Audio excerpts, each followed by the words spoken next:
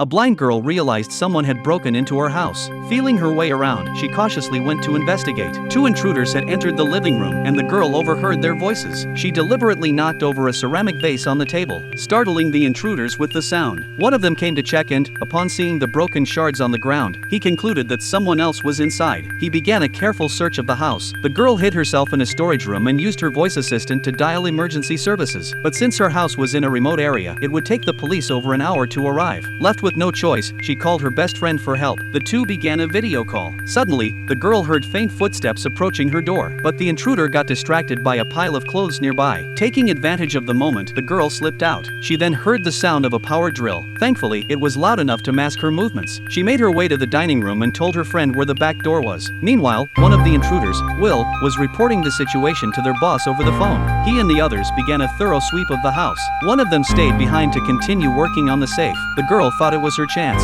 As the drill roared again, she made another run for it. Her friend tried to stop her, but it was too late. Just as she was about to reach the door, someone was waiting outside. The video call was suddenly cut off. Her friend knew something had gone terribly wrong. The girl had been captured by the intruders. The rest of the gang soon joined in. Will checked her phone to see if she had called the police. He said they had only come to steal money, but now that someone had discovered them, they might as well kill her. The girl begged them to let her go. She told them she was blind and couldn't identify their faces. One of them even waved a hand in front of her face to confirm it, but the gang wasn't ready to take chances. They knew the police would arrive soon. "You ruined our plan," one of them said. "Don't blame us for what happens next." The girl quickly suggested they let her join them instead. She offered to help turn the police away, and reminded them that all they wanted was money. Hearing this, the gang hesitated and eventually agreed. The girl breathed a quiet sigh of relief. Her real plan was to buy time until the police arrived. Unexpectedly, a female officer who had been patrolling nearby arrived at the house first. She was the only officer on site. The girl had no choice but to pretend she had called 911 by mistake, but the officer insisted on taking a look inside. After a quick inspection and finding nothing unusual,